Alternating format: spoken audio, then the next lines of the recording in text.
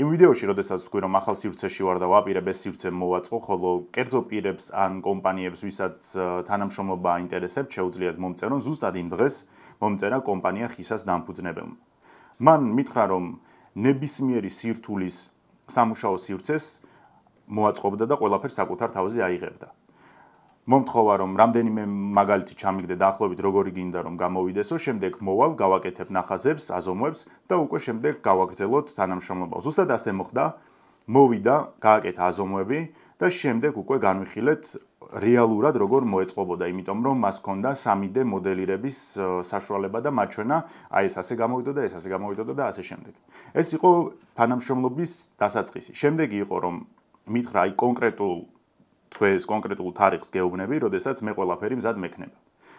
გავიდა რაღაც პერიოდი და ზუსტად იმ დღეს, როცა მითხრა რომ ყველაფერი მზად იქნებოდა, ზუსტად იმ დღეს მირეკავს და მეუბნება რომ ავეჯი მზად არის, მოვდივარ, თუ სახლში ხარ, მოდი ბარემ გავაკეთოთ. მოვიდა, თვითონ დაიწყო ყველაფრის გაკეთება, გზადაგზა რა სირთულებსაც წააწყდა სამუშაო სივრციდან გამომდინარე, ყველაფერი, აბსოლუტურად ყველაფერი თავის თავზე აიღო, ნებისმიერი გადაწყვეტა თვითონ მოიფიქრა. და აი ასეთი ჩამაბარა. ნუ ჯერ კიდევ დასამატებელი გვაქვს რაღაცები, თუმცა კონცეფცია ეს არის. ამიტომ ვისაც გჭირდებათ კომპანია, რომელიც ნებისმიერი სირთულის გადაწყვეტა შემოგთავაზებთ და ზუსტად იმ თარიღებში ჩაგაბარებთ სამუშაოს როგორც დაგპირდებათ, იცოდეთ რომ კომპანია ხისა არის იდეალური გამოსავალი. მე კმაყოფილი ვარ თანამშრომლობით, ეს იყო ჩემ ცხოვრებაში ერთ-ერთი ყველაზე ორგანიზებული და დისციპლინური თანამშრომლობა, ამიტომ დიდი სიამოვნებით ვუწევ ამ კომპანიას დიდ რეკომენდაციას. ახლა კი დავიწყოთ ვიდეო. კავკასია ეს არა მხოლოდ მორიგი რეგიონია რუკაზე, არამედ ეს არის გეოპოლიტიკური კვანძი, სადაც საუკუნეების განმავლობაში იმპერიების ინტერესები იკვეთებოდა. და თითქმის გამონაკლისის გარეშე ყველა იმპერიის ერთადერთი ენა ძალის ენა იყო. ომებმა და მთიანმა გეოგრაფიამ განაპირობა, რომ ხშირად სახელმწიფოებრიობაზე მაღლა დგებოდა გვარის, კლანის ან რელიგიური წრის იდეები. ამ მხრივ, საქართველოს ისტორიის განმავლობაში მართლა მაღალი დონის სახელმწიფოებრიობას აჩვენებდა. როცა ერთიანიც არ ვიყავით, კუთხეები სარგებლობდნენ მკაცრი იერარქიებით და მოწესრიგებული პოლიტიკური მმართველობით. განსხვავებით ჩვენი ჩრდილოელი მეზობლებისგან, რომლებიც ბოლო პერიოდამდე რჩებოდნენ კლანების მმართველობის ქვეშ და სიმართლე რომ ვთქვათ, დღესაც იქ ზოგ რეგიონში სიტუაცია ნაკლებად არის შეცვლილი. საბჭოთა კავშირის დაშლის შემდეგ კავკასია ისევ მოექცა მსოფლიოს ყურადღების ცენტრში და აქ თითქმის ყველა მიმართულებით სისხლი დაიღვარა. მაგალითად, შეიარაღებული კონფლიქტი იყო აფხაზეთში, სამაჩაბლოში, ყარაბაღში, შემდეგ იყო აგვისტოს ომი და ბოლოს ყარაბაღის ფინალური ომი, როცა აზერბაიჯანმა ისტორიული მიწები დაიბრუნა. თუმცა, არც ერთი ზემოთ ჩამოთვლილი თავის მასშტაბით, ინტენსივობით და მსხვერპლით ახლოსაც ვერ მივა რუსეთ-ჩეჩნეთის ომებთან. დღემდე ამ კონფლიქტის ექო პერიოდულად თავს იჩენს. სხვათა შორის ჩვენზე შედარებით უფროს თაობას ეს ომის ექო პირდაპირი გაგებითაც ახსოვს. მაგალითად, კახეთში უფრო ჩრდილო-აღმოსავლეთ მხარეს რუსული გამანადგურებლების ხმა ჩვეულებრივი ამბავი იყო, რასაც მოყვებოდა ფანჯრების ზანზარი და ძრავების შემზარავი გუგუნი. ისე დაუკვირდით, ჩვენი თაობა შეეჩვია, უბრალოდ თაობაც არა, სამყაროში ისეთი დრო დადგა, რომ ომები ნორმალიზებულია. ჩვენ აღარ გვიკვირს სადმე ომის ახალი კერა თუ დაიწყება. პირიქით, ეს ხშირად უფრო მოსალოდნელია, ვიდრე ის, რომ ომი არ დაიწყოს. მაგრამ ცივი ომის პერიოდში ზოგადი ტენდენცია ის იყო, რომ ომებმა იკლო. კაცობრიობისთვის მეორე მსოფლიო ომის შემდეგ პირობითად შემდეგი 40 წელიწადი იშვიათი მშვიდობიანობით ხასიათდებოდა. რა თქმა უნდა, ეს არ ნიშნავს, რომ აბსოლუტური მშვიდობა იყო, რადგან მაგალითად ზუსტად მაგ პერიოდში იყო ამერიკა-ვიეტნამის ომი, კორეის ომი და ასე შემდეგ. თუმცა ევროპის კონტინენტზე ომები ისტორიულ მინიმუმამდე დავიდა. რუსეთ-ჩეჩნეთის ომმა რეგიონის უსაფრთხოების არქიტექტურას ჩრდილი მიაყენა. არა იმიტომ, რომ რუსეთს ძალიან გაუჭირდა და ჩრდილო კავკასიელი ერების მანდატორის ფუნქცია დათმო. არამედ იმიტომ, რომ კავკასიაში მოვიდა ბრძოლის ახალი რადიკალური მეთოდი ტერორიზმი. ეს უჩვეულო იყო. კონფლიქტი გასცდა ჩეჩნეთს და მასში ჩართული აღმოჩნდა მეზობელი ოლქების მშვიდობიანი ხალხი, რომლის ნაწილი უმოწყალოდ დახოცეს. რა თქმა უნდა, როცა საბრძოლო მოქმედებები უკონტროლო ხდება და უკვე მსხვერპლი არის საერთოდ უდანაშაულო ადამიანებს შორის, ბუნებრივია ჩვენთვისაც ეს არ იყო სახარბიელო ამბავი. საქართველოს ჩეჩნეთთან გეოგრაფიულად ხეობებით და სამთო ბილიკებით არის დაკავშირებული. ჩეჩნები ამ გზებს იყენებდნენ კიდეც. ამაზე ცოტა მოგვიანებით ვისაუბრებთ. რუსეთ-ჩეჩნეთის ომმა კავკასიაზე წარუშლელი კვალი დატოვა და დღეს შევეცდები ამ ომზე გესაუბროთ და რამდენიმე საინტერესო ამბავი გაგიზიაროთ. როგორ და საიდან გაჩნდა კავკასიაში ტერორიზმი. მე ხშირად ვსაუბრობ იმაზე, რომ კი რუსეთი საკმაოდ ძლიერი ძალაა და სამართლიანი პრეტენზია აქვს, რომ იყოს მსოფლიოში მეორე ძალა, მაგრამ მსოფლიოში პირველ ძალას, ანუ ამერიკის შეერთებულ შტატებსა და რუსეთს შორის სხვაობა არის უსაზღვრო. არის A ლიგა, სადაც შედის მხოლოდ ამერიკა და მერე მოდის B დივიზიონი, სადაც არიან რუსები, ჩინელები, ფრანგები, ბრიტანელები, ინდოელები და ასე შემდეგ. მაშინ როცა ამერიკა ერაყში საოცარ ოპერაციებს აწარმოებდა და თანამედროვე ომის მასტერკლასს ატარებდა, რუსეთის არმია, ალბათ ისევე როგორც ქვეყანა, სრულად ჩამოშლილი იყო. ახლა მოგიყვებით ერთ ამბავს, რომელიც კარგად აჩვენებს რუსეთი ჩეჩნეთის ომის წინ რა კონდიციებში იმყოფებოდა. საბჭოთა კავშირში არსებობდა საბჭოთა კავშირის სამხედროების ჯგუფი გერმანიაში. ამ ჯგუფში შედიოდა მესამე არმია, რომლის ერთ-ერთი შემადგენელი იყო 255 პოლკი. თან სიტუაცია რომ უკეთ გავიაზროთ, გერმანია იმ პერიოდში გაყოფილია ორ ნაწილად, დასავლეთ და აღმოსავლეთ რესპუბლიკებად და აღმოსავლეთ მხარეს არის საბჭოთა ჯარი, დასავლეთში ნატოსი. ცივი ომის ბოლო წლებია უკვე და სამხედრო ტექნოლოგიური კონკურენცია ჯერ ისევ მაღალი იყო. შესაბამისად, ორივე მხარე ცდილობდა, რომ საზღვრებზე თავის საუკეთესო ტექნიკა განეთავსებინა და ეჩვენებინა, ვინ უფრო მაგარი იყო. ეს მესამე არმია ფლაგმანი და ნამდვილი გიგანტი იყო, რომელიც საჭიროების შემთხვევაში პირველად დაეჯახებოდა ნატოს ძალებს და ლა-მანშისკენ ეს ნაწილი იქნებოდა გადასროლილი. მართლა უზარმაზარ რიცხვებზეა საუბარი. დღეს ბევრ წამყვან სახელმწიფოს არ აქვს ისეთი შეიარაღება, როგორც ჰქონდა ცალკე აღებულ მესამე არმიას. იქ შედიოდა 1200 ტანკი და ამ 1200-დან 300-ზე მეტი იყო იმ პერიოდისთვის უახლესი T-80U, რომელიც როგორც კი გამოვიდა, ანუ 1985 წელს გამოვიდა და უკვე პირველი პარტია გაგზავნეს გერმანიაში. ეს იმიტომ გააკეთეს, რომ ამერიკამ თავის ძალები გერმანიაში ასევე უახლესი აბრამსებით აღჭურვა. საბედნიეროდ ამ ორ ძალას შორის პოტენციური ომის შესაძლებლობა ნოლამდე დავიდა. 1989 წელს საბჭოთა რეჟიმი აღმოსავლეთ გერმანიაში დაეცა, ხოლო 1990 წელს გერმანიის ფედერაციული რესპუბლიკა გაერთიანდა. იმავე წელს შევარდნაძის მონაწილეობით, რადგან ის იყო საბჭოთა კავშირის საგარეო საქმეთა მინისტრი, ხელი მოეწერა შეთანხმებას, რომ საბჭოთა კავშირი 1994 წლისთვის სრულად გაიყვანდა თავის ძალებს გერმანიის ტერიტორიიდან. ერთ-ერთი ბოლო, ვინც გერმანიას დატოვებდა, ეს იყო 255 პოლკი, რომელიც როგორც უკვე გითხარით, მესამე არმიის შემადგენლობაში იყო. შესაბამისად, ისიც აღჭურვილი იყო თანამედროვე ტექნიკით. მაგრამ ნახეთ რა ხდება. 1992 წლისთვის საბჭოთა კავშირი დაიშალა და ტექნიკის აურაცხელი რაოდენობა დაახლოებით 90, მინიმუმ 80% დარჩა რუსეთს. საბჭოთა კავშირი ეს ხომ არ იყო მხოლოდ რუსეთი, ეს იყო 15 რესპუბლიკა და ზოგადად კონცეფციას ჯარის გათვლილი იყო იმაზე, რომ ამ 15 რესპუბლიკიდან მოხდებოდა ადამიანების კონკრეტული რაოდენობის გაწევა, რაც საკმარისი იყო იმისთვის, რომ რა ტექნიკაც გააჩნდა საბჭოთა კავშირს, იმის სერვისი შესაფერისად მომხდარიყო. მაგრამ ახლა 14 რესპუბლიკა ცალკე არის და რუსეთი ცალკე. ამიტომ რუსული სამხედრო გაწევის სისტემა ფიზიკურად ვერ აკმაყოფილებდა, ანუ ის რესურსი აღარ მიდიოდა ჯარში, რომ დარჩენილი ტექნიკის შესაბამისი სერვისი მომხდარიყო.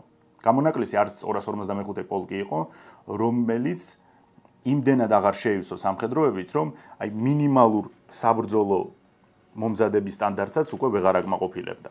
მაგრამ ამასაც მოდი თავი დავანებოთ, იმიტომ რომ ახლა უნდა მოგიყვეთ მთავარი სიგიჟე. ეს საბჭოთა კავშირის დასავლეთის ძალები იყო წარმოუდგენლად დიდი მასშტაბის ძალა, ანუ საუბარი არის მთლიან ჯგუფზე და არა მხოლოდ მესამე არმიაზე. დაუყურეთ, 500,000 სამხედრო, 5,000 ტანკი, 1500 თვითმფრინავი და ვერტმფრენი, 10,000 ჯავშან ტრანსპორტიორი, სამხედრო ქარხნები და საცხოვრებელი სახლები. ეს იყო 40 წლის განმავლობაში შექმნილი სამხედრო ძალა, რომელიც ახლა ჩამოშლილ რუსეთს 4 წელიწადში უნდა გაიყვანა. ასეთი ლოჯისტიკური ქსელის შექმნა და დალაგება დღეს არის ურთულესი და წარმოიდგინეთ ახლა ჩამოშლილი საბჭოთა კავშირის შედეგად აღმოცენებული რუსეთისთვის რა რთული იქნებოდა. იმ 4 წელიწადში ფიზიკურად ვერ შეძლეს შესაბამისი ინფრასტრუქტურა მოემზადებინათ, რომ ეს ტექნიკა და სამხედროები განეთავსებინათ.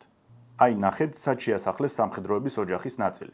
სამხედროებმა და არა მხოლოდ სამხედროებმა, ნებისმიერი ტექნიკური სფერო რომ ავიღოთ, მათ შორის აგრარულს, ყველამ კარგად იცის, რომ მხოლოდ ტექნიკის შეძენა არაფერია, თუ არ ხდება მისი შესაბამისი მომსახურება. ანუ უნდა არსებობდეს რაღაც ბაზა, რის საფუძველზეც მერე მოხდება რემონტი, მოდერნიზება, ელემენტარული შენახვა და ასე შემდეგ.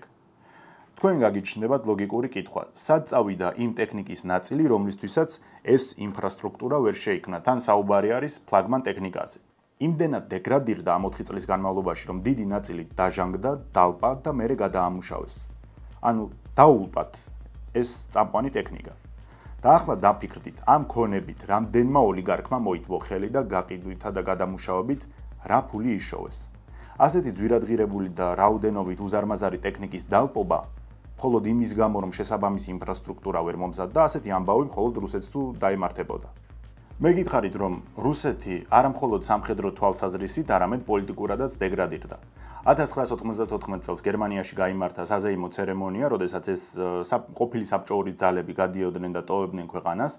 ამ ღონისძიებას დაესწრო რუსეთის მაშინდელი პრეზიდენტი ბორის ელცინი, რომელიც იმ დონეზე იყო ნასვამი, რომ სიტყვებს ვერ აბამდა, დაავიწყდა გერმანიის კანცლერის გვარი, შემდეგ კინაღამ ავტობუსმა გაიტანა, მერე დირიჟორებს გამოსტაცა ინსტრუმენტი და თვითონ დირიჟორობდა ორკესტრს.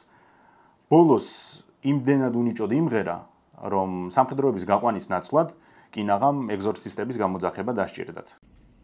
Ровно день в день, ровно часы в часы, как мы подписали договор с федеральным канцлером, моим другом Гельмутом Колем.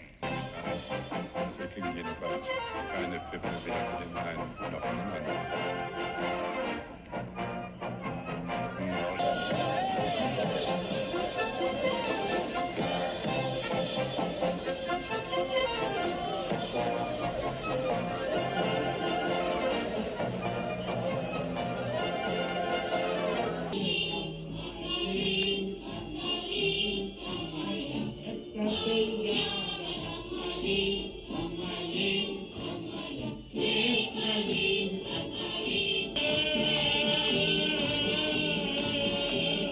ეს 255 პოლკი, რომელიც ერთ-ერთი ბოლო იყო, ვინც გერმანია დატოვა, 1994 წელს საერთოდ არც ერთი ახალწვეულით არ შეივსო. ანუ ჯერ ხომ ისედაც კლება ჰქონდათ პირად შემადგენლობაში და ახლა ახალიც კი არავინ დაემატათ.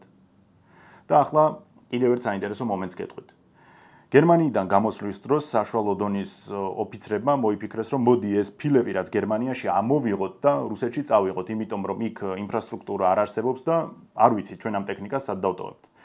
ასეც გააკეთეს, ამოიღეს, დააგეს თვითონ შემოსაზღვროს და იქ დააყენეს ტექნიკა. ახლა შეიძლება ვიღაცას კითხვა გაუჩნდეს, რომ კი, მაგრამ რას ყვება ეს ადამიანი, როგორ ვერ მოიძებნებოდა იმხელა რუსეთში ბეტონის ფილები, რომ დაეგოთ და არ ეთრიათ გერმანიიდან, მაგრამ იმდენად დიდი კრიზისი იყო ქვეყანაში, რომ სამხედროებისთვის არც არავის ეცალა.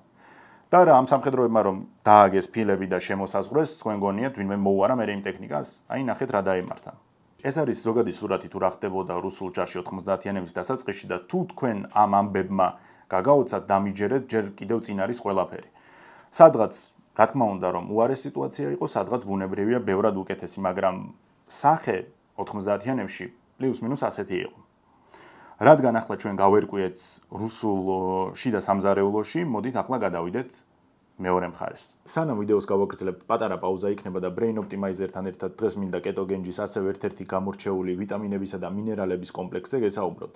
ის შეიცავს ვიტამინებს, რომლებიც ორგანიზმს არა მხოლოდ ტონუსში ამყოფებს, არამედ გვეხმარება, რომ სეზონურ გაცივებებს ეფექტიანად გაუმკლავდეთ. ასევე მთელი რიგი კომპლექსის საშუალებით ორგანიზმის საბაზისო დეფიციტს ამოავსებს, მათ შორის საუბარი არის D ვიტამინზე. შესაძენად კი შეგიძლიათ მიბრძანდეთ ვაჟა-ფშაველას 12-ში ან გამოიწეროთ საიტიდან. საბჭოთა კავშირის დაშლა რომ გარდაუვალი იყო, ეს იგრძნობოდა რესპუბლიკის 15-ვე ქვეყანაში. ჯერ კიდევ 90-იანების დაწყებამდე ამ სახელმწიფოებში ჩნდებოდა ეროვნული მოძრაობები, რომელთა საბოლოო მიზანი სულ მცირე ფართო ავტონომიის, ხოლო იდეალურ შემთხვევაში დამოუკიდებლობის მოპოვება იყო. გამონაკლისი ბუნებრივი არ ჩვენ ვიყავით. ეს დამოუკიდებლობის სურვილი გაჩნდა არა მხოლოდ რესპუბლიკებში, არამედ ამ რესპუბლიკების ავტონომიურ ნაციონალურ რეგიონებში, მაგალითად მაშინდელ აფხაზეთში, მთიან ყარაბაღში და ასე შემდეგ. ერთ-ერთი ასეთი ტალღა აგორდა რუსეთის საბჭოთა რესპუბლიკის შემავალ ჩეჩნეთში. 80-იანების ბოლოს ჩეჩნეთში შეიქმნა მოძრაობა ეროვნული ფრონტის სახელით. შემდეგ კი ვაინახის დემოკრატიული პარტიაც, რომლის ლიდერი იყო ზელიმხან იანდარბიევი. მაშინ როგორც იცით, მთელ კავშირში მხოლოდ ერთი კომუნისტური პარტია არსებობდა და ყველა რესპუბლიკაში მაგის ფილიალები იყო. საქართველოშიც, ყაზახეთშიც, ესტონეთშიც და პატარა ავტონომიურ ოლქებშიც, ანუ ჩეჩნეთშიც. და ასე შემდეგ. ჩეჩნეთ-ინგუშეთის კომპარტიის ლიდერი იყო დოკუ ზავგაევი. ზავგაევი, რომელიც აწლევლობით იყო კომპარტიის ფუნქციონერი, ხალხში იგრძნო ეს ნაციონალისტური განწყობები და ამაში შესაძლებლობა დაინახა. ეს შეიძლება ახლა თბილისი აღარ არის პოლიტიკურ-კულტურული ცენტრი კავკასიის და პოლიტიკური ცენტრი ბაქოში გადადის, მაგრამ ისტორიულად ჩვენ ვიყავით ყოველთვის ფლაგმანი ძალა კავკასიაში. ზავგაევი ხედავდა, რომ საქართველოში იმდენად ძლიერი არის ნაციონალისტური განწყობები, რომ გარდაუვალი იყო ეს არ დასრულებული იყო დამოუკიდებლობით. ამიტომ მისი ერთ-ერთი შთაგონება ზუსტად რომ საქართველო გახდა და მანაც იფიქრა რატომაც არა. 90 წელს მიიღეს ჩეჩნეთის კონგრესი და გამოაცხადეს ჯერ მხოლოდ სუვერენიტეტი. მაგრამ ერთი პატარა პრობლემა იყო. არც ზავგაევს და არც იანდარბიევს არ ქონდათ ისეთი საყოველთაო ავტორიტეტი, რომ მთელი ერი თვალდახუჭული გაყვებოდათ. ამიტომ მათ ჭირდებოდათ ისეთი ადამიანის გვერდით დაყენება, ვინც საზოგადოებაში იმიჯს გაუმყარებდათ. ეს ახლა არის ზოგიერთ ქვეყანაში, რომ პოლიტიკოსი სპორტსმენს ამოიყენებს გვერდით და საზოგადოების გარკვეულ ნაწილში მისი სანდოობა იზრდება, მაგრამ როგორც ხედავთ, იმ პერიოდში საზოგადოების დაკვეთა და თამასა უფრო მაღალი იყო, ვიდრე სპორტსმენის ამოყენება. იმ პერიოდში ყველაზე ცნობილი ჩეჩენი არ ცხოვრობდა ჩეჩნეთში. ის უკვე წლები მოღვაწეობდა და ცხოვრობდა ესტონეთში. ეს ადამიანი იყო საბჭოთა სამხედრო საჰაერო ძალების გენერალი ჯოხარ დუდაევი. ის იყო ერთადერთი ჩეჩენი, რომელიც დაინიშნა გენერლად. თან ეს არის საბჭოთა კავშირის პერიოდი და არა დღევანდელი რუსეთის, როცა ჩეჩნებს ვისაც უნდათ ისე ურიგებენ გენერლის წოდებებს. ვინ იყო ჯოხარ დუდაევი? მე პირადად და ახლა ჩემ სუბიექტურ შეხედულებას გიზიარებთ, მე პირადად არ მომოძრავებს ჯოხარ დუდაევის მიმართ რაიმე სიმპათიები, მაგრამ ობიექტურად იმის თქმა შემიძლია, რომ ეს იყო მაღალი კლასის პროფესიონალი და მაღალი კლასის პოლიტიკოსი, მით უმეტეს იმ ფონზე, თუ რა პოლიტიკოსები წამოვლენ ამ რეგიონიდან მომავალში. ჯოხარი 1954 წელს დაიბადა და მაშინ საბჭოთა კავშირის რეჟიმმა უამრავი ჩეჩენი საბჭოთა კავშირის სხვადასხვა რეგიონში გადაასახლა. ძირითადი ნაწილი ყაზახეთში აღმოჩნდა და მათ შორის იყვნენ დუდაევები. ისიც აღსანიშნავია, რომ ჯოხარი ოჯახში მე-13 შვილი იყო. ის იყო საბჭოთა კავშირის ოქროს თაობის წარმომადგენელი, იმ თაობის, რომელმაც კოსმოსი დაიპყრო, საუკეთესო ინჟინრები და კონსტრუქტორები წარმოშვა და მეცნიერები, რომელთა გამოგონებაზეც დღეს ისევ დგას რუსეთი. მიუხედავად იმისა, რომ 6 წლის ასაკში მამა გარდაეცვალა და ეს მძიმე დარტყმა იყო მისთვის, მალევე გაიაზრა, რომ უკვე მეოჯახე უნდა გამხდარიყო. ნებისმიერ საოჯახო თუ სამეურნეო საქმეში დედას გვერდით ედგა და ამ ყველაფრის პარალელურად სკოლაში წარჩინებული მოსწავლე იყო. სკოლის შემდეგ ფიზიკა-მათემატიკის სასწავლებელში ჩააბარა, თუმცა მაშინ გაგარინი კოსმოსში გაფრინდა და საბჭოელი ახალგაზრდებისთვის ეს გახდა გარდამტეხი, რადგან ყველას სურდა კოსმოსი და ის ყურადღება და გმირის სტატუსი, რაც გაგარინმა მიიღო. ამიტომ ჯოხარმა აღარ გააგრძელა იქ სწავლა და სამხედრო საავიაციო სასწავლებელში ჩააბარა, რომელიც სხვათა შორის წითელ დიპლომზე დაამთავრა. სამხედრო კარიერაც წარმატებული ჰქონდა, უფროსები მას ყოველთვის დადებითად ახასიათებდნენ, რომელიც გამოირჩეოდა დისციპლინით, თავდადებით და ორგანიზებულობით. 1978 წელს კომპარტიაში გაწევრიანდა, ხოლო 1988 წელს ესტონეთში გაამწესეს და იქაური სტრატეგიული ავიაციის მეთაური იყო, რომელიც უზარმაზარი ავტორიტეტით სარგებლობდა სამხედროებში. 1988 წელს უკვე საბჭოთა კავშირის კამპანია სრულდებოდა ავღანეთში, დუდაევმა მონაწილეობა მიიღო და თვითონაც ჰქონდა საბრძოლო გაფრენები, მაშინ მან ისლამისტი ამბოხებულები დაბომბა, რისთვისაც წითელი დროშით დააჯილდოვეს. დუდაევი იყო კომუნისტურ ყაიდაზე, კომუნისტური საზოგადოების მიერ აღზრდილი ადამიანი, რომლის რელიგიურ იდენტობაზე საუბარიც კი ზედმეტი იყო. მას ჰქონდა უბადლო ავტორიტეტი სამხედროებში და ერთი რაღაც უნდა აღინიშნოს, როგორც არ უნდა შეიცვალოს მერე მისი ცხოვრება, ერთს ვერავინ ვერ დაუკარგავს. ამ ადამიანმა თავისი შრომით, თავისი განათლებით, პატიოსნობით და მაღალი პროფესიული უნარებით მიაღწია სამხედრო კარიერის მწვერვალს. ის გახდა გენერალი. ამას ვერავინ ვერ დაუკარგავს, რომ კონკრეტულად ამ ყველაფრის ხარჯზე მიაღწია მწვერვალებს. აი ასეთი ავტორიტეტისა და გავლენის ადამიანი მიიწვიეს პირველ კონგრესზე, რომელმაც ყველაფერი ასე დაინახა. მე აქ მოწვეული სტუმარი კი არ უნდა ვიყო, არამედ პროცესების ცენტრი უნდა გავხდე. თან დუდაევი ესტონეთში მსახურობდა, ეს იყო პირველი ქვეყანა, რომელმაც საბჭოთა კავშირი დატოვა და ჯოხარმა იცოდა, რომ კავშირის ნგრევა გარდაუვალი იყო. ამიტომ უნდა ემოქმედა და თან მას ჰქონდა მთავარი ჩეჩენი ხალხის მხარდაჭერა. მაშინ როცა საქართველოს დამოუკიდებლობის შესახებ გამოაცხადა, იმ თვეში დუდაევმა დატოვა საბჭოთა კავშირის შეიარაღებული ძალები და ესტონეთიდან ჩეჩნეთში დაბრუნდა. სექტემბერში რუსეთს თავის შიდა სერიოზული პრობლემები ჰქონდა და შესაბამისად ჩეჩნეთისთვის არავის ეცალა, ამიტომ დუდაევმა და მისმა ეგრეთ წოდებულმა ეროვნულმა გვარდიამ სამთავრობო შენობები დაიკავეს. გროზნოს კომპარტიის ხელმძღვანელი კი საერთოდ შენობიდან გადმოაგდეს და მოკლეს. ინგუშეთმა იმავე თვეს უარი თქვა ამ ავანტიურაში მონაწილეობაზე, ცალკე ავტონომიად გავიდა და დამოუკიდებლობის პრეტენზია არასდროს არ ჰქონდა. რუსეთი ჩეჩნეთის დე-ფაქტო დამოუკიდებლობას დათანხმდა, რადგან იმ მომენტში სერიოზული რესტრუქტურიზაცია მიმდინარეობდა, მთელი რიგი ელიტარული სამხედრო თუ სადაზვერო სამსახურები იშლებოდა და ახლებად კეთდებოდა. მთელი რიგი პროფესიონალები და არა ელცინის ლოიალური ხალხი გაუშვეს სამსახურებიდან. მეორე მიზეზი ასევე ის იყო, რომ მოსკოვს ამ ჩეჩნებზე სერიოზული გეგმები ჰქონდა, რადგან კავკასიის სამხრეთში გამოიყენებდა. რა თქმა უნდა, ჩვენ შევდიოდით კრემლისა და ჩეჩნების გეგმებში. ბელარუსელ-რუსი მკვლევარი ანდრეი გორდიენკო პირდაპირ წერდა, რომ კრემლს აწყობდა საქართველოში სუსტი და მართვადი გამსახურდია და არანაირად არ სურდა ძლიერი შევარდნაძე. ასევე ამ ავტორის თქმით, ელცინის პოლიტიკური გამოცდილება ვერ შეედრებოდა ვერც შევარდნაძის და ვერც ალიევის გამოცდილებას, ანუ ეს ორი ბევრად ძლიერები იყვნენ. რეალურად მთელი კავკასიური ტერორიზმის აღმასვლა ჩვენიდან დაიწყო, ანუ იმას გულისხმობ, რომ ჩვენ წინააღმდეგ გამოავლინეს პირველად ასეთი სისასტიკეები. აფხაზეთის კონფლიქტში სეპარატისტების ყველაზე თუ არა ერთ-ერთ მთავარ გამწევ ძალად მოიაზრებოდნენ ჩეჩნები შამილ ბასაევის ბანდა, რომელსაც მერე ეწოდა აფხაზეთის ბატალიონი და რუსეთ-ჩეჩნეთის ომშიც ასე ერქვა ბასაევის აფხაზური ბატალიონი. 1992 წელს ეს ხალხი ჯოხარ დუდაევმა გამოგზავნა აფხაზების მხარეს საომრად. ამის კადრებიც არსებობს. თუმცა ბასაევი ერთ-ერთ ინტერვიუში ამბობდა, რომ დუდაევმა არ გამიშვა და მერე ჩემით წავედიო. Отправился защищать братский абхазский народ от Грузии. Это откуда? Все Абхазия? Да. Дорогая наша Абхазия. На этих кадрах Джохар Дудаев знакомится с бойцами абхазского батальона Шамиля Басаева. Тогда он еще воевал по одну сторону фронта с нашими военными, которых направили в Абхазию для негласной помощи в войне против Грузии. У Басаева были хорошие учителя. შამილმა მონაწილეობა მიიღო 1992 წლის გაგრის ოკუპაციასა და 93 წლის სოხუმის აღებაში. ის რეალურად იყო ჩართული ყველა ასეთ ოპერაციაში და როტაციების ჩათვლით, სადღაც 1000 მებრძოლი გადამზადდა აფხაზეთში ჩვენი ძალების სისხლის ყურის ფასად. განსხვავებით ჩვენი შეიარაღებული ძალებისა, რომლის ბირთვი იყო მოხალისეები, შამილი და მისი ბანდა პროფესიონალი სამხედროები იყვნენ, რომლებსაც მანამდე უკვე ჰქონდათ გამოცდილება მიღებული და ისევ ჩვენებისგან განსხვავებით ბევრად უკეთესად შეიარაღებული იყვნენ. По верхней дороге открытым маршем в наглую прошел центр Гагры. У грузин паника началась, что мы в центре города уже, что они окружены там. И вот так они все разбежались, где-то в час дня уже к нам наши подоспели. ჩემგან არავის ესწავლება ამ ჩეჩნებმა ჩვენ წინააღმდეგ აფხაზეთში რა სისასტიკეებით ჩაიდინეს. ყველა ამ ოპერაციაში მონაწილეობისა და ქართველების განსაკუთრებით მძიმე განემოებაში ჟლეტის გამო აფხაზეთში ბასაევი დააჯილდოვეს, მას აფხაზეთის გმირის წოდება მიენიჭა.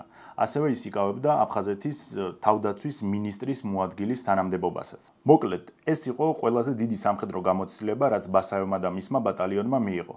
ფაქტობრივად ჩვენთან ომში გადამზადდნენ მომავალი კონფლიქტებისთვის და ის, რომ რუსეთმა ეს ხალხი მოგვაქცია, კიდევ უფრო დიდ сисხლად შეუბრუნდათ русებს. ჯოხარ დუდაევმაც აღიარა, რომ ესენი მოხალისეებად იყვნენ წასულები და განაცხადა, რომ სწორად მოიქცნენ, რომ წავიდნენ. В данной ситуации они как в качестве добровольцев там и, на мой взгляд, поступили достаточно правильно и с гражданским мужеством.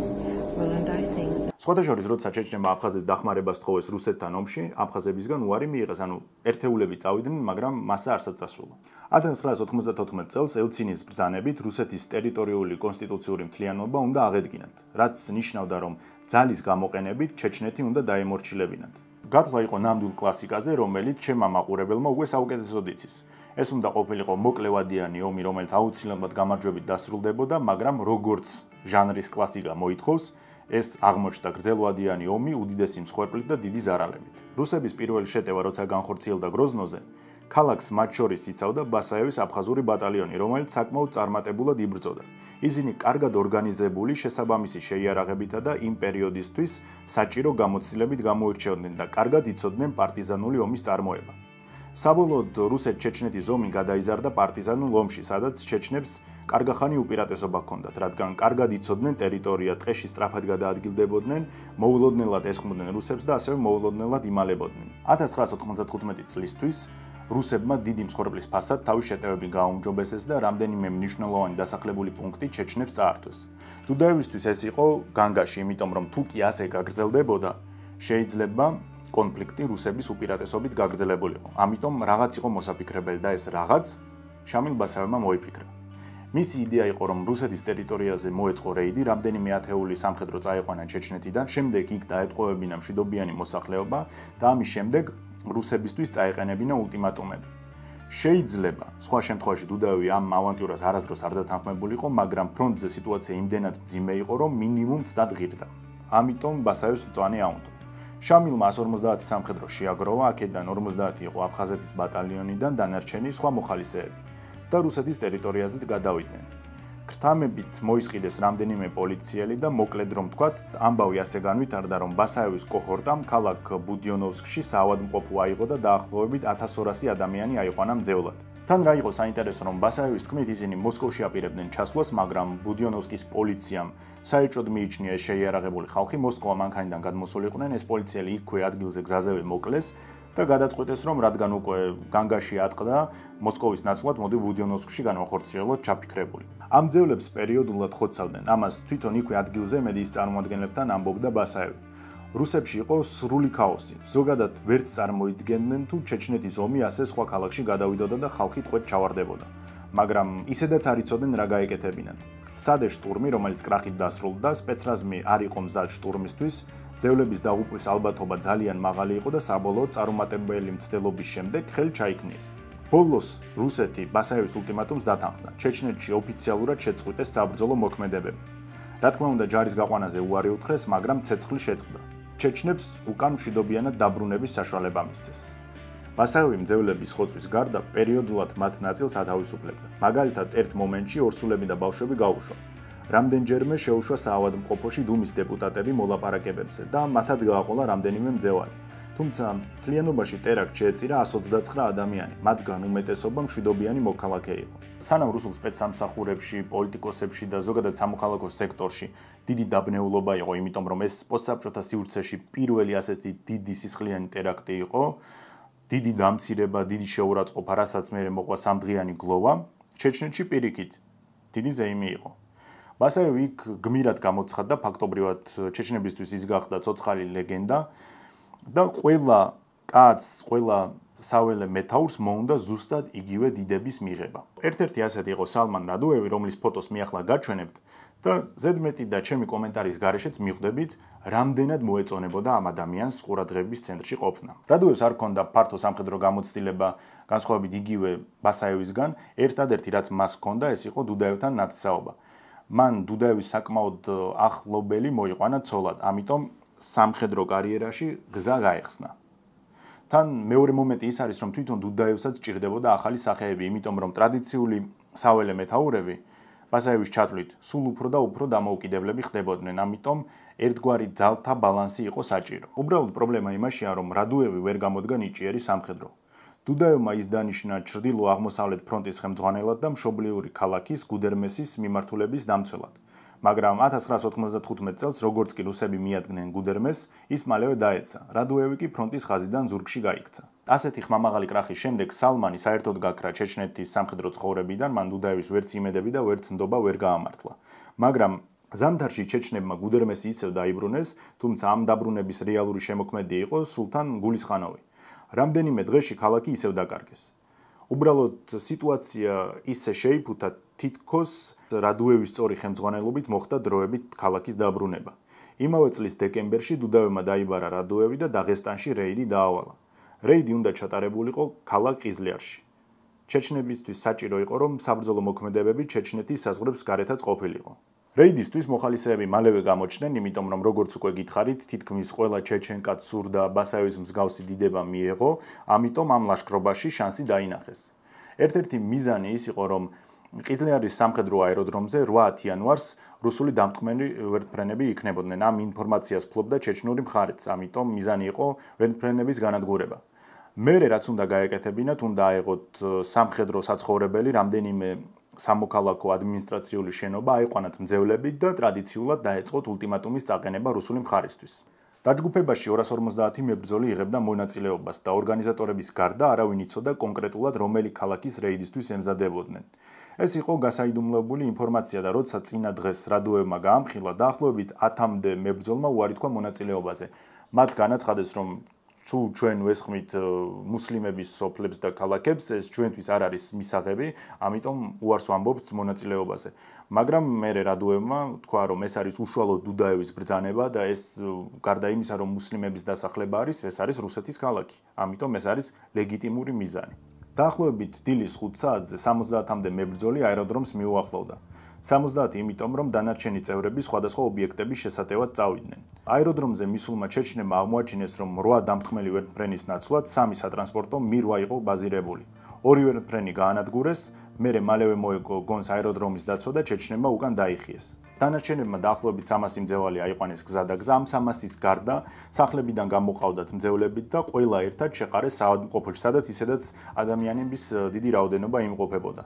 სანამ საავადმყოფომდე მიაღწევდნენ, ბუნებრივია მოქალაქეები შემოაკვდათ, დაახლოებით 26 ცხედარი ასე ეყარა პირდაპირ ქალაქის ქუჩებში. მოგვიანებით გაირკვა, რომ მთლიანობაში 2000-ზე მეტი მძევალი შეუგროვდათ და ეს იმაზე დიდი ტერაქტი გამოდიოდა, ვიდრე ბასაევის მიერ ჩატარებული ბუდიონოვსკი. რადუევი უკვე შედეგით კმაყოფილი იყო, პრესას ინტერვიუ მისცა და თვლიდა, რომ საკმარისი იყო რუსეთს უკვე პოლიტიკური დარტყმა მიაყენეს და ახლა მთავარი იყო უსაფრთხოდ გასულიყვნენ უკან ჩეჩნეთში.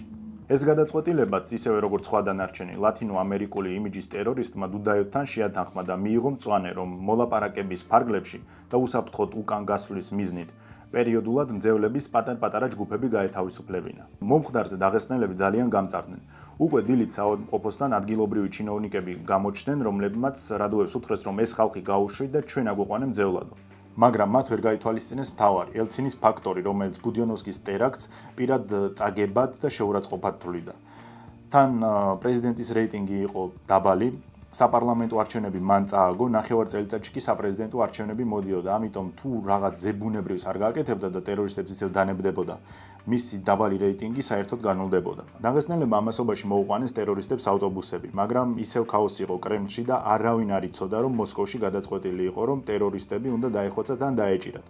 ყველა ორგანო მოქმედებდა დამოუკიდებლად და არანაირი ერთიანი საკოორდინაციო შტაბი არ არსებობდა. როცა სპეცრაზმის ნაწილი მოვიდა ყიზლიარში, აღმოაჩინეს, რომ ტერორისტები უკვე გაუშვიათ. ახლა რასაც მოუყვები, ბევრი ჩათვლის, რომ ეს სიმართლეს არ შეესაბამება, მაგრამ ყველაფერი, რასაც ვამბობ, აქვს გადამოწმების ობიექტური საშუალება, მათ შორის ვიდეო მტკიცებულება და საგამოძიებო მასალები, სადაც ყველა ეს დიალოგი და ფაქტი ოფიციალურად არის აღრიცხული. წარმოუდგენლად მოგეჩვენებათ, რა ქაოსი, დაბნეულობა და არაორგანიზებულობა ხდებოდა რუსულ არმიასა და სპეცრაზმში. მაშინ, როცა იმ პერიოდში ამერიკა ურთულეს სამხედრო ოპერაციას ატარებდა ერაყში, თქვენ ნახავთ, რამდენად ჩამორჩებოდა რუსული არმია. ამ ავტობუსებს, სადაც მძევლები უკვე მიყავდათ ჩეჩნეთში გადასაყვანად, ბოლო მომენტში მიუსწრო რუსულმა დამთხმელმა ვერტმფრენმა Mi-24 და ჩეჩნეთში გადასასვლელი ხიდი ააფეთქა. ანუ ბოლო ხიდი რაც იყო დარჩენილი ჩეჩნეთში გადასასვლელად იმ კონკრეტულ მონაკვეთში, ის ააფეთქა ვერტმფრენმა და თან ნახეთ ეს რატომ გააკეთა. Mi-24 იცოდა, რომ იქ უნდა ჩატარებულიყო სპეცოპერაცია, მაგრამ დაფრინავს და ხედავს, რომ არსად არიან სპეცრაზმელები. შესაბამისად, ერთადერთი რაც დარჩა, იყო ის, რომ აეფეთქებინა ხიდი, რომ ცოტა ხნით მაინც შეეკავებინა ტერორისტები თავის მძევლებიანად. ამასობაში გაირკვა, რომ სამხედროებისა და სპეცრაზმის დესანტი გზაში იყო და სასაზღვრო სოფელს პერომაისკს უახლოვდებოდნენ, ხოლო FSB-ს მიერ გამოგზავნილი სპეცრაზმი ჯერ მინიმუმ 1 საათი ვერ მოვიდოდა ადგილზე. თან, რადგან ერთიანი შტაბი არ იყო შექმნილი, არავინ იცოდა, რომ FSB სპეცრაზმი ცალკე მოდიოდა ოპერაციის ჩასატარებლად და სამხედრო დაზვერვის სპეცრაზმი და ჯარის ნაწილი ცალკე. დაღესტნელი ჩინოვნიკების ნაწილი, რომელიც მძევლებს ჩაენაცვლნენ და ჩეჩნებს მიყვებოდნენ, გაურკვევლობაში იყვნენ, იმიტომ რომ მათ იცოდნენ, რომ არანაირი სპეცოპერაცია არ იგეგმებოდა და ასე მშვიდობიანად ავტობუსებით გადავიდოდნენ ჩეჩნეთში. შემდეგ მათ უკან გამოუშვებდნენ. თვითონ ეს ტერორისტებიც ცოტა შოკში იყვნენ, იმიტომ რომ ხიდი ააფეთქეს, მოემზადნენ, რომ შეტაკებები დაიწყებოდა, მაგრამ არავინ არ არის, ვინც ბრძოლაში შეავა. ვერც სპეცრაზმს ხედავენ, ვერც სამხედროებს ხედავენ, თვითონაც გაურკვევლობაში არიან რა გააკეთონ. ამიტომ მიიღეს გადაწყვეტილება, რომ უახლოეს დასახლებულ პუნქტში პერომაისკში შეაფარონ თავი. იქ დახვდათ 15-მდე პოლიციელი, რომლებიც ასევე გაურკვევლობაში იყვნენ, რა ხდება, ეს კოლონები საიდან გამოჩნდა, ვინ არიან ეს ტერორისტები, რატომ ყავთ ეს დაღესტნელი ჩინოვნიკები ტყვედ-აყვანილი. ბოლოს ისე მოხდა, რომ ბრძოლაში არ შევიდნენ, თვითონაც ტყვედ ჩავარდნენ და ეს ტერორისტები და მძევლები პერომაისკის არსებულ მეჩეთში გამაგრდნენ. თან დანარჩენი სახლები რაც იყო იმ სოფელში დაიწყეს იმ სახლების გამაგრებაც. აღსანიშნავია, რომ ტერორისტები სრულფასოვანი შეტაკებისთვის მოემზადნენ. მძევლებს გაათხრევინეს სანგრები და ეს ყველაფერი დაქსელეს, რაც სოფელში გადაადგილების სწრაფ და მეტნაკლებად უსაფრთხო საშუალებას იძლეოდა. სოფლის მოსახლეობა კი გაუშვეს. ჟურნალისტები, რომლებიც ტერორისტებს გაყვნენ ამ ყველაფრის გადასაღებად, ისინიც კი არ ელოდნენ, რომ რუსული არმია ასეთ დონეზე იქნებოდა დაბნეული. იმიტომ რომ ტერორისტები რუსების რადიო კავშირს უსმენდნენ და თან ამ ყველაფერს ჟურნალისტები პირდაპირ ეთერში აშუქებდნენ. ანუ რომ არა ეს ყველა გადაღებული კადრი, ამის დაჯერება რთული იქნებოდა. Град, колонну держать, как понял? Понял, 501-му передать, колонну держать. Второе, занять оборону круговую. Град, требование. ამასობაში რუსული ძალებიც გამოჩნდნენ სოფელთან, მათ შორის ალფა, რომელიც ანტიტერორისტული სწრაფი რეაგირების დანაყოფია. ნელ-ნელა გამოჩნდა სამხედრო ტექნიკაც. თან სიტუაციას რა ართულებს, რომ ალფა ასზე მარტივად მეჩეთს ვერ აიღებს, იმიტომ რომ მეჩეთამდე ხომ გამაგრებები არის, იქ სახლები, სანგრები და ასე შემდეგ.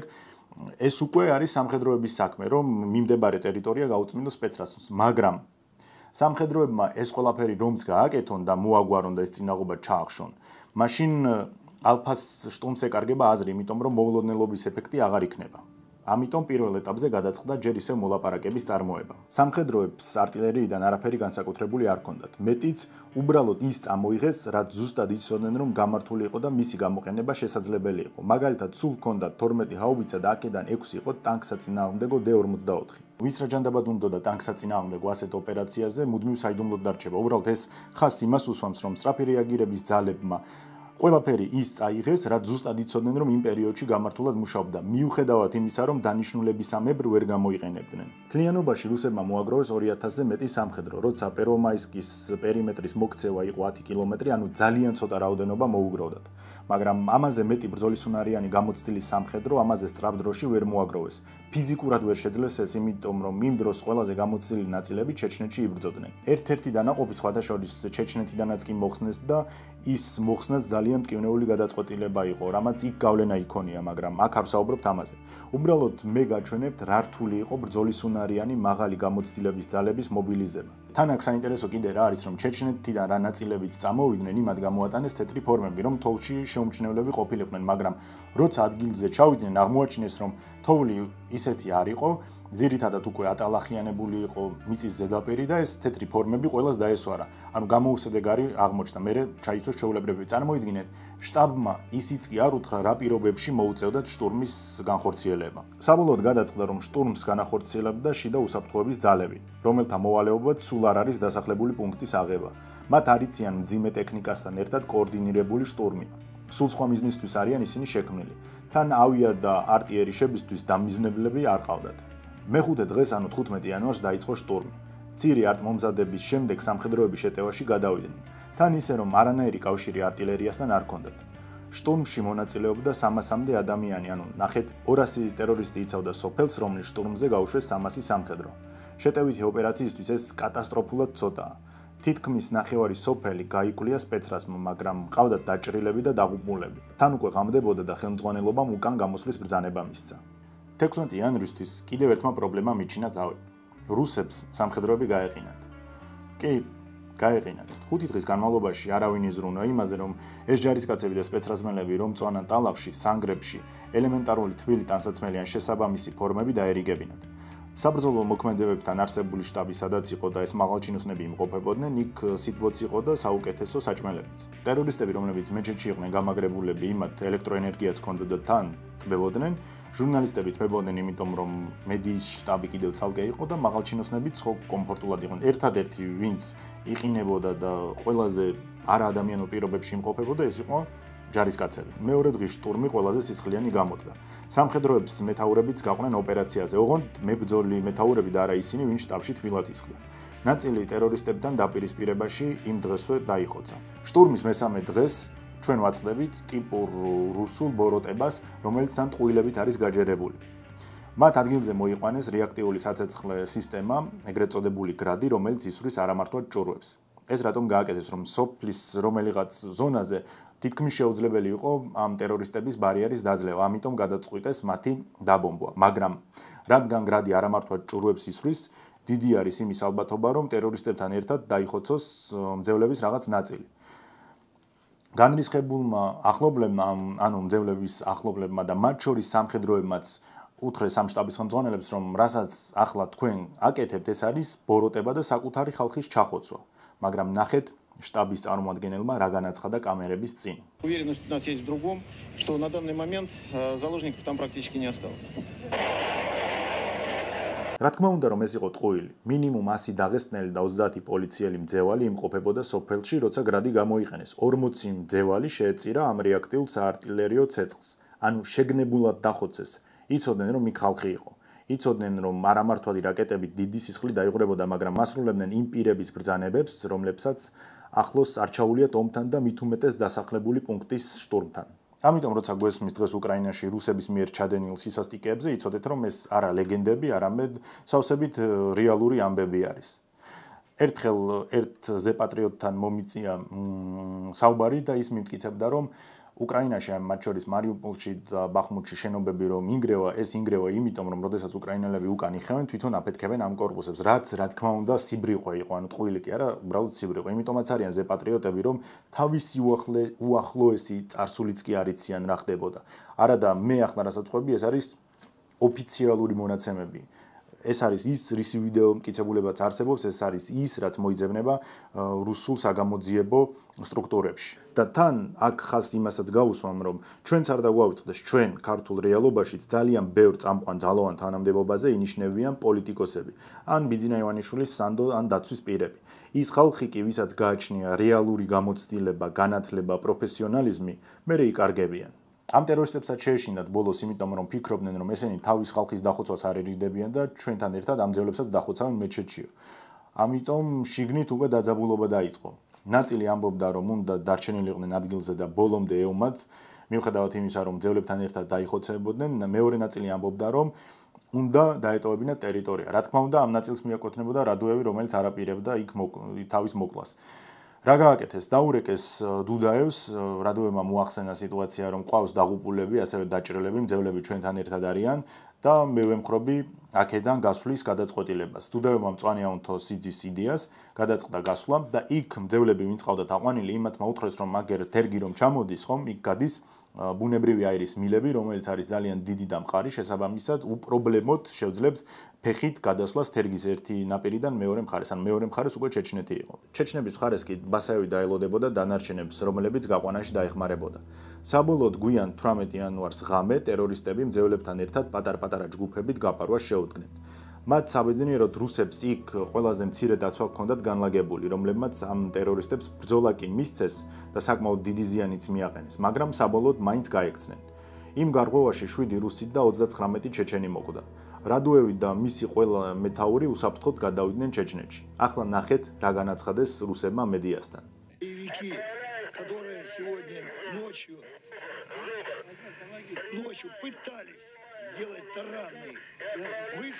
Из окружения он провалился. Вот сейчас зачистка проходит всех заложников, уже около 44 человек, 44-46 человек. Это сегодня только? Это только сегодня мы высвободили из населенного пункта. Все. А насколько массово они могут проникнуть туда, на территорию Чечни? Значит, на территории Чечни сегодня одна группа пыталась пройти, но ей это не удалось. Эта группа полностью уничтожена. თლიანობაში რადუევმა თავის შემადგენლობის ნახევარი ამ ბრძოლებში დაკარგა და მოსალოდნელი ბასაევის მსგავსი დიდების ნაცვლად მან ისევ კრიტიკა მიიღო. დუდაევის ავტორიტეტმა გადაარჩინა ის, რომ დანარჩენი საველე მეთაურები ყველა მის გადაყენებას ითხოვდა. მეზობელი რეგიონების მკვიდრის მძევლად აყვანის ტაქტიკა ჩეჩნებმა დროებით დაივიწყეს, იმიტომ რომ პირადი შემადგენლობის თითქმის 50%-ის განადგურება მათთვის მცირე დანაკარგი არ იყო. რუსულ მხარეს კი იმაში გაუმართლა, რომ მიუხედავად არაორგანიზებულობისა, ის სწრაფი რეაგირების ძალები გამოცდილი ხალხით იყო დაკომპლექტებული და ქაოსის მიუხედავად პროფესიონალიზმის ხარჯზე შეძლეს მოწინააღმდეგესთან თანასწორი ბრძოლა. ჩეჩნეთ-რუსეთის ომი კი ისევ გარდამავალი უპირატესობებით გაგრძელდა.